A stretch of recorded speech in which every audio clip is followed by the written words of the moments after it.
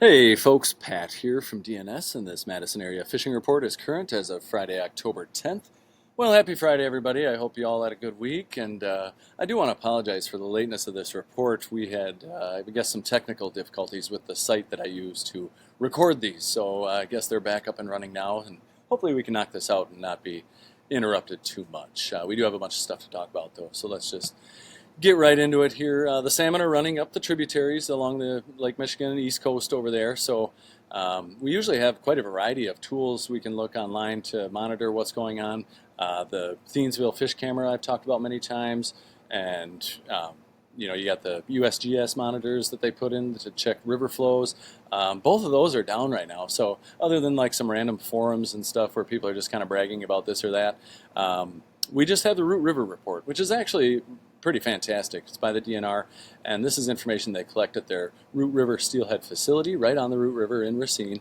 And yeah, they publish reports as to what they're seeing every week. I went over this last week, and it looks like not a lot has changed. Still a lot of coho salmon pushing up. The Chinooks are lagging behind here. Just a few hundred that have come up, and usually it's flip-flopped. Usually the kings come up first and the cohos are right behind them, but yeah, I think the low water over there is what's keeping the kings back. They're a bigger fish, and that might be what's holding them, but they're going to have to push up sooner or later because they got to do their thing. The water is very low in Milwaukee right now. I was checking the Milwaukee River this last weekend, and I've been doing this 20 years. I think it's the lowest I've seen it over there in that time. So hopefully they get some water over there and some of the fish start pushing up. Maybe the cooler weather will help, but sooner or later they're going to have to go up, and we'll try to keep you posted as best we can as far as that goes in the next couple weeks. The other reason I mentioned the Root River Steelhead facility is because they are having their open house tomorrow, October 11th, from 9 a.m. to 3 p.m.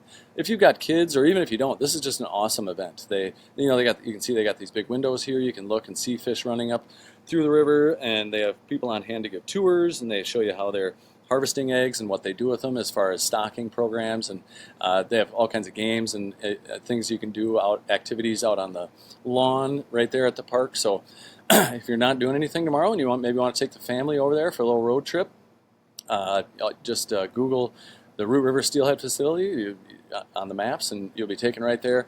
Awesome event. Check it out. I highly recommend it. Speaking of cool events I highly recommend, Luke's Learn to Fish Clinic is happening Sunday, October 12th, down at Winger Park, which is on Lake Winger, right at the end of Knickerbocker Street, which is right off Monroe Street. Looks like a great event. They got a bunch of different levels depending of ways you can learn more about fishing for beginner, moderate, or advanced. They got some games set up. They're going to be selling food. Looks like it's a lot of fun, and all the money that's raised, it's a free event to go to, but they have different things they're doing to raise some money, and all that money goes to benefit the Luke Fisher Diebel Memorial Fund, which sadly enough, Luke was 7 years old when he passed away last year, and he absolutely loved fishing, so his family thought this would be a great way to honor his memory. So I agree. I think it sounds great. So check that out Sunday noon to 2 down at Winger Park. A lot of people who listen to this report also deer hunt. So I figured I'd mention this. We host a class here at the shop every year, and it's for folks that are affiliated with the National Deer Association. What the National Deer Association does is works to protect wildlife and educate people about hunting. And so they have classes that you can sign up for and learn how to hunt. Noah Humfeld, who everybody knows, is a fantastic guide here in town, also a big deer hunter, and is involved with this group. Last weekend he was taking some folks from these groups out and teaching them how to deer hunt. They shot a few deer, and which is great. And part of that, of teaching people how to hunt, is what do I do with the deer after I've harvested one.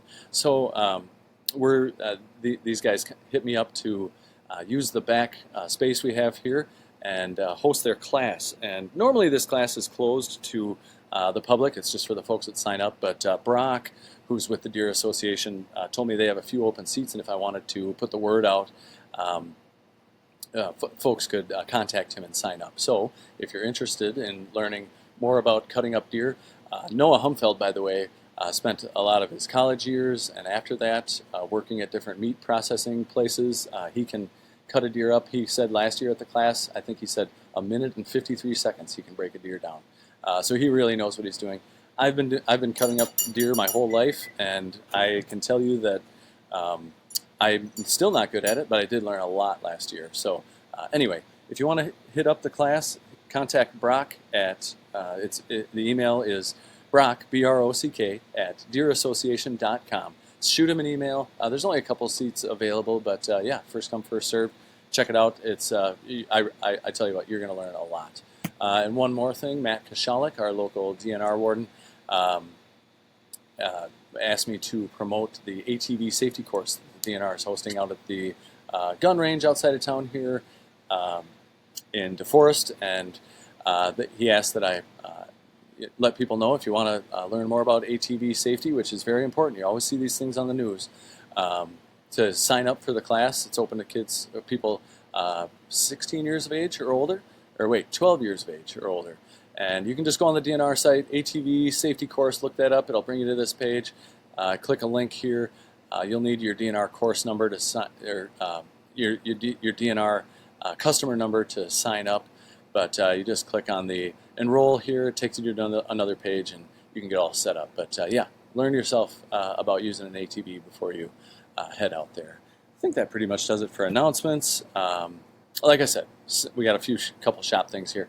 But like I said, the salmon are running up the tributaries. We got soft beads, hard beads, pegs, floats. We got flies, egg-sucking leeches, egg patterns, buggy, leggy nymphs, anything you need to get out in that regard. And of course we have spinners and spoons and stuff for spinning gear if that's how you want to chase salmon. But yeah, it's that time of year. Better get over there and enjoy it while you can. We do have musky suckers. My bait guy dropped off musky suckers this morning, so we're good to go there. Swing by and grab some of those. I know it's getting to be that time of year anyway. I think that pretty much does it for announcements. We can do the report. Oh yeah, tournaments. Nothing listed on the DNR tournament page for our area this weekend. And I actually looked ahead and didn't see anything for the rest of the year, so we won't be reporting on tournaments for a while anyway. Weather-wise, at least it started to feel like fall out there. We had a gorgeous week with temps in the 60s this last week. Most days, some very cool evenings, so things are finally starting to change. Looks like more of the same continues for this weekend and through next week, so make sure you get out and enjoy the beautiful weather while it lasts. It won't be long before we're complaining about the cold, so get out and enjoy it while you can. The Mendota buoy, let's see where we at now. It was 60, yeah, still 66. It was 66 this morning, so yeah, 66 degrees. The water's coming down, what is that, 4 degrees cooler than it was last week, so water temps are coming down, which is what you want to see this time of year, and that's going to make the fish more active, and we'll talk about that more as we go through the report. As far as water quality goes, things are greatly improving around the chain. It sounds like Mendota is very clear. Lake Monona has a little tint of green to it. Wabisa's got about 2 feet of visibility and a little green, while Keegan's a little bit worse. But as things cool down here, and that'll move out of the system, and we're going to be looking at some great water conditions for the rest of the fall, probably. So generally speaking, though, while we are finally cooling down, the water temps are still a little bit warm for this time of year, but I'm starting to see signs of fish transitioning to more fall patterns. But with weeds dying back, that tends to concentrate fish in whatever reeds remain. So as we move into fall, if you can find weeds, you'll likely find fish. Although the weeds are dying back, they are still pretty thick in many shallow areas around town, so shore fishing for panfish can be a challenge. If you can find pockets in the weeds or places where weed cutters have been through, you can definitely still find fish. If you're in a boat, fishing the outside weed edge will be good for most species, but especially bluegills. Gills are still on mid-lake humps in good numbers. And I haven't heard about any suspended gills for a while, but they typically move into weed edges for the fall anyway, so that's likely what's going on there. For any gills you fish, no matter where you fish them, spikes and waxworms on an ice jig or redworms on a little bit bigger jig all work really well. You might run into some crappies on a weed edge. If you're targeting crappies, crappie minnows or a small minnow-shaped plastic under a jig on a bobber is a pretty safe bet. The perch front remains quiet. I hear about fish being picked up here and there. Nothing impressive and certainly nothing consistent. Weed edges are a good place to start, and redworms have been working best for the folks that are finding fish. Largemouth bass anglers are doing well up shallow with any number of presentations, but again, with the weeds being generally still pretty thick, weedless plastics and topwater frogs are going to be the move there. On the game fish side of things, minnows like our large fatheads and especially black-tailed chubs seem to now be edging out crawlers for smallmouth bass and walleye at least, and that's typical for this time of year. Smallmouth bass are being found up shallow early and late, and in deeper rocky areas during the day. There again, any number of slower artificial presentations will work, but drop shotting, slip bobbering, or jigging a fathead minnow, blacktail chub or half a crawler can be super effective. For smallies, the walleye bite around town continues to get better. Fishing from shore has been tough all summer for walleye with the weeds and water temps being high, but I am hearing about a few fish being picked up from shore at night if you can keep the floating weeds that might be blowing into your area away. If you're in a boat, though, work weed lines, rocky shoreline breaks near shallow flats. During the day, move up on those shallow flats during low light periods. Otherwise, working weed edges or right in the weeds when it's sunny on mid-lake humps is also very productive. It sounds like folks that are still trolling crawler harnesses are picking up fish, but floating weeds are causing a lot of headaches lately. No matter where you fish on the live bait side of things, like I said, minnows are starting to edge out crawlers, but crawlers are still working for some folks. If it's pike you're after, they'll just grab just about any lure you throw out there, and our large shiners and pike suckers are a great choice on the live bait side of things. And just start on a weed line, you'll likely find some fish. Muskie action's improving and is only going to get better as the temps continue to fall. But like I said, we have muskie suckers in stock today, so swing in and pick those up. As for trout, area creeks are in great shape, and the trout are hungry, bulking up, getting ready to spawn. And we just have 5 days left in the season. So as always, I talk about more trout in my Happy Fly Day feature at the end of the report, but you're going to want to get out there and enjoy these last few days, because when it's gone, at least until the first Saturday in January. A little bit of detail here as far as stuff around the chain. Cherokee's still pretty weedy up there. I drove by the other day. It is clearing out, but a topwater frog or weedless plastic is probably going to be your best bet still.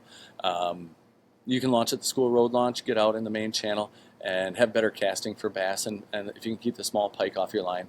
Otherwise, a lot of panfish out there too. They're getting a fair number of panfish down here at the 113 bridge. A lot of bluegills, occasional crappie or perch. And there's always a chance at a walleye, a pike, or bass, or catfish. But the catfish, speaking of, have generally moved out into Lake Mendota and are just kind of cruising around. They are also starting to bulk up for winter, so folks are still getting them on crawlers for sure, but a lot of folks are starting to switch to cut bait now too, so that's an option. And you just find those pretty much anywhere. Otherwise, around the lake, weed edges would be your best place to start just for a nice mixed bag of fish, especially gills. But you can also find gills on mid-lake humps, so places like Dunn's Bar, Brearley Bars, Second Point, Commodore Bar are all good options. But those bluegills should remain out there for a little while yet before they start to move in shallow and hang out in what's left of the weeds. But any weed line, you'll probably find smallmouth bass, largemouth bass, pike. Smallmouth bass are hanging out in rocky shoreline break areas, so like Maple Bluff, Gov's Island, Picnic Point, Fox Bluff, all good choices. The walleyes are mixed in with the bluegills out on mid-lake humps, so check that out. That bite's been good. Otherwise, those fish are going to start to move in shallow, and particularly at night. So places like the Warner Park Breakwall, Tenney Breakwall, University Shoreline are all good options to cast from shore, especially at night. And like I said, pike are pretty much everywhere. And they're getting a nice mixed bag of fish still at the Tenney Breakwall. Below the locks has been pretty quiet. That should pick up, though, as we cool down here and walleyes start moving up the river. They do tend to stack up here where the mouth of the Yarra River dumps out into Lake Monona. Otherwise, on Lake Monona, bluegills remain the star of the show. Weed lines, find a weed edge, you're going to find fish. Find, mid-lake humps, rock piles, and stuff like that, and you'll likely find a bunch of bluegills out there. So you got the rock pile over here, the mid-lake humps. You've got the medical bar down here. Monona Bay is starting to fill up with some panfish. Good bass down there, and the weeds are low because of the weed cutter's been in there. Lake Winger's got a ton of tiny panfish if you want to keep a kid busy. That's where that event is for the Luke's fishing thing at Winger Park over here. Otherwise, there's a bunch of good largemouth in there and some muskies, but the fishing has been slow from what I have been hearing, mostly because of the weeds. The muskie action in Lake Monona, I haven't really heard any specific reports, but that's bound to be picking up soon. Walleyes, I also haven't heard about many, other than off the Monona Terrace Wall. I guess I forgot to talk about that. So they're getting good bluegills during the day, crappies in the evenings, and then even a little bit after dark, and then also some walleyes after dark. So other than that, I haven't heard about many walleyes. They'll start to push along the city shoreline at John Nolan Drive, Monona Terrace area pretty soon. Otherwise, Turville Bay, Weechawak Bay, all good weeds in there. You find a nice mixed bag of fish, especially panfish. Cruising down the chain on Upper Mud, the dredge hole's a great spot for panfish this time of year. The flats around there are great for largemouth bass, and like I said before, as the weeds start to die back, that concentrates the fish on whatever weeds are left. So as we get more and more into fall here, just find whatever weeds you can find. You're likely going to find some fish. Moving down to Wabisa, gills on weed lines is pretty much the move down there, and you know, walleyes and a few perch and some crappies down here on this kind of southeast shoreline from Babcock Park and Bible Camp and beyond. The south end of the lake's got good bluegills and bass in there. Haven't heard anything about muskies. The rock pile out here in front of Christie's is always a pretty safe bet as far as fish go. But yeah, the water down there is a little bit green, but still very fishable. Keeganza's the same way. Haven't heard much of reports specifically down there other than the white bass. White bass sound like they're a good size group of fish this year. And if you can find some gulls diving on bait fish, there's likely white bass corralling those bait fish below. So just toss into that and you'll likely find fish. Otherwise, weed edges for panfish. Rocky breaks down here in the state park area, Williams Point, stuff like that, is a pretty safe bet for walleyes. Down on the Rock River, we've got, I haven't heard anything off Indian Ford. Sounds like Koshkonong, they're getting some walleyes, mostly trolling, some white bass mixed in. I heard about some white bass and crappies still in the Fort Atkinson area. And the Jefferson Dam continues to turn out a nice mixed bag of fish. Some white bass and catfish I've been hearing about, some nice ones too. Otherwise, Beaver Dam Lake is, nice eater catfish in there, a whole bunch of them. I'm sure the folks up there would love it if you took some of those fish out. Devil's Lake sounds like Grant was over there from Jig Lab Lures. He was telling me he was finding plenty of trout suspended 10 to 15 feet down. Those fish will start to cruise the shorelines here pretty quick as we get into late October and November. Otherwise, the Wisconsin River is still running low, which is fine. That's what happens this time of year. A lot of sandbars out there. All you need to do is really find some deeper water, and you'll likely find some fish, smallmouth and walleyes mostly. So look to outside bends on the river, areas below sandbars, areas below pylons on bridges are all pretty safe bets. Dams, if you're looking for just a nice mixed bag of fish, are always holding something. They're still catching sturgeon out there. The sturgeon season is closed, but you can still fish for them. You just have to let them go right away. But dams are a great spot for a nice mixed bag of fish. Never know what you'll find. Lake Wisconsin sounds like things have been slow up there from the folks I talked to for walleye and sauger. Bass bites even been slow, and even panfish. But that's certain to pick up here as we get more into fall. Otherwise, continuing up the river below the Wisconsin Dells Dam can be really great. Actually, I heard about some nice flatheads up there and a few sturgeon. Otherwise, I don't know what I'm doing here. Move off, Castle Rock Lake, Petenwell. Both those dams are great for Wisconsin River fish. Otherwise, the Mississippi River is running kind of low right now. I don't really talk to many people that fish over there this time of year, but the folks at the Clements Barge at Genoa there are getting a nice mixed bag of fish.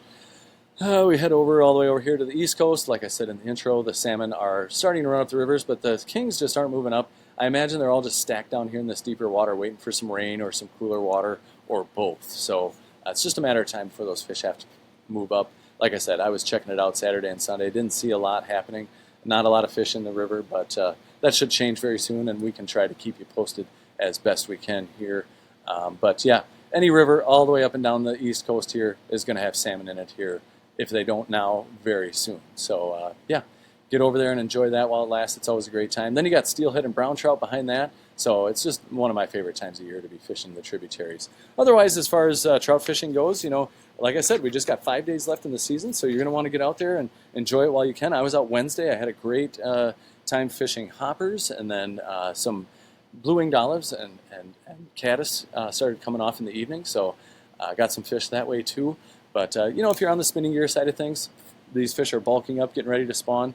So you're going to want to toss lures like husky jerks, panther martin spinners, spoons would work, crappie-sized tube jigs. They're just looking for bigger, easy meals. But you can still throw redworms under a bobber and catch fish. Nothing wrong with that at all. Otherwise, as part of our Happy Fly Day feature, you can toss nymphs, you can toss woolly buggers. Pink squirrels work great in the fall. All these flies will work for you. You can run them underneath the hopper as like a hopper dropper rig. A lot of folks like doing that. I do not, but if that's your thing, have at it. Otherwise, like I said, you got caddis and blue-winged olives coming off in the mornings and evenings, maybe even in the middle of the day if you get a cloudy day here. So make sure you got some of those in your box in case you come across a hatch and they're keying in on them. Otherwise, terrestrials are where it's at generally this time of year.